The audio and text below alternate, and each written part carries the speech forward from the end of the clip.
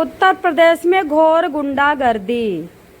पहले सिर मुड़वाया, पहले चोटी काटी, फिर सिर मुड़वाया, फिर नाक को जमीन में रगड़वाया, उसके बाद महिला के पैर छुआया, उसके बाद पंडितों ने पेशाब करके उसके शरीर पे छिड़का।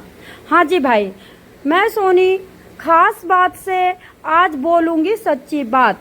बताना चाहूँगी, इटावा का एक गांव है जहां पे कथावाचक संत यादव कथा कहने गए थे।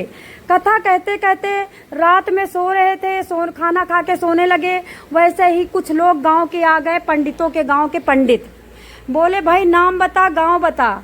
उसने बताया मैं संत यादव हूँ। बोले क्या कर रहा है? बोले मैं कथावाचक हूँ। बोले चमार है तू? बोले चल आधार कार्ड दे।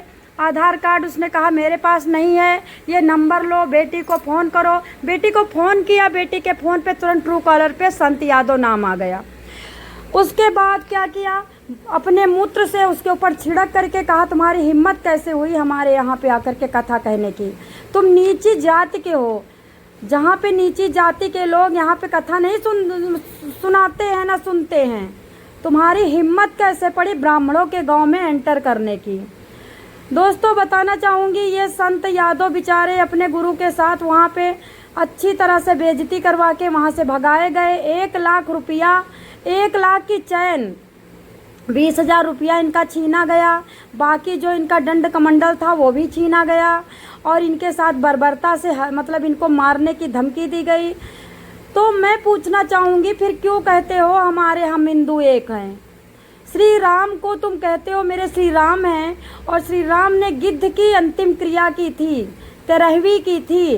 गिद्ध को गोदी में बिठाया था। सबरी मैया के जूठे बैर खाए थे। सबरी सबसे नीची जाति थी। तो अभी ये कथावाचक यादव, जो कि यादव सर्वश्रेष्ठ जाति में आता है, उसकी कथा पे इतना ज़्यादा बर्बरता से उसकी दुर्दशा की गई। मैं बताना चाहूँगी कि कोई भी जाति अब पंडित को कथा के लिए क्यों नहीं बुलाता है? वो हकीकत मैं बताती हूँ ना। वो हकीकत ये है, अय्यासी करना, इश्कबाजी करना, चुहलबाजी करना, लौंडियाबाजी करना, पानबाजी करना, गुटखाबाजी करना, शराबबाजी करना, मुर्गाबाजी करना, अंडाबाजी करना। जब देख चुकी ना सारी जाति पंडितों को घोट घोट के बकरा खाते हुए मुस्लिम के घर में, तब त्याग दिया। छोड़ो ना बकरा मुर्गा, तुम्हें सब बुलाएंगे। क्या करेंगे यादव ने देखा कि पंडित भैया को बुलाऊंगी। पंडित भैया को मुस्लिम के यहाँ निकाह हो रहा था, उसमें मुर्गा खा रहे थे। अब यादव की हिम्मत नहीं पड़ी, कैसे बुलाऊं पंडित को? वो तो मुर्गा खा रहे थे, हलाल कर रहे थे। तो उन्होंने अपने यादव को बुला लिया। कौन कहता है शिक्षा का अधिकार यादव को नहीं है, दलित को नहीं है, वाल्मीकि को नहीं है? कौन कहता चमार को कथा पढ़ने का अधिकार नहीं है? कौन कहता है? वाल्मीकि कौन थे? वाल्मीकि एक ऐसी नीची जात के थे जो जानवरों को मार के खाया करते थे। वाल्मीकि रामायण, रामचरितमानस की रचना किया है। राम भगवान ने तो तब जन्म ही नहीं लिया था भाई। तो अभी ये कुरीतियाँ जातिवादी जो फैलाई गई हैं, भ्रांतियाँ फैलाई गई हैं पंडितों के द्वारा, अब पंडितों को खूब मार पड़ रही है। अब पंडितों का पता नहीं क्यों को खून खोल रहा है। पंडितों को ऐसा लग रहा है कि मेरी तो कभी फ्री की कमाई होती थी। झूठा शास्त्र पढ़ दिया, झूठे मंत्र पढ़ दिया, झूठी पूजा करवा दी, झूठा दान ले लिया, झूठी हवन करवा दिया, झूठा कुंडली बता दिया, झूठा शादी बता दिया, झूठा विचार दिया, नाम गाँव राशि सब संड भंड कर दिया। तो कौन पंडित के पास जाएगा? ककारा से बैर है, लाठी चली है, आता जाता कहीं कुछ नहीं है। भेद करना बहुत आता है, हिंदू मुस्लिम सिख ईसाई करना बहुत आता है, लेकिन कथा पढ़ना इनको आता नहीं है। और एक बात गुप्त बता देती हूँ, जितना पंडित है 2-4 पंडित निकाल के कौवा स्नान करते हैं ये लोग। 2-4 पंडित बकरी स्नान करते हैं। कौवा स्नान वाले पंडित को कथा कहने का कोई हक नहीं है।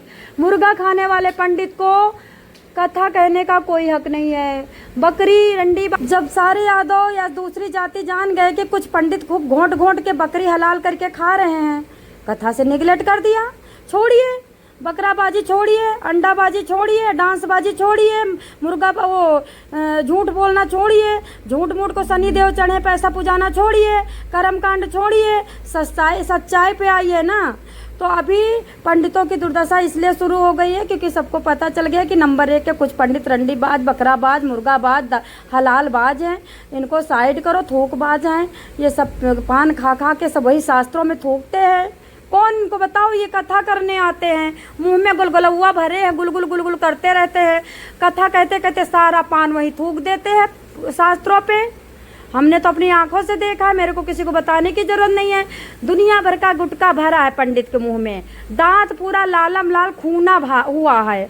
अब वो पंडित के मुंह से शास्त्र निकलेगा, मंत्र निकलेगा, बताओ कोई भी फलीभूत होगा, कोई भी फल मिलेगा? पुड़िया खाना बंद करिए, मुर्गा खाना बंद करिए, अंडा खाना बंद करिए, शराब घोंटना बंद करिए और नहाना शुरू करिए। पंडित जी नहाना शुरू करिए, तुम्हें सारी जाति फिर पूजने लगेंगी। चलिए दोस्तों, आपकी राय क्या है? बंद करते हूँ।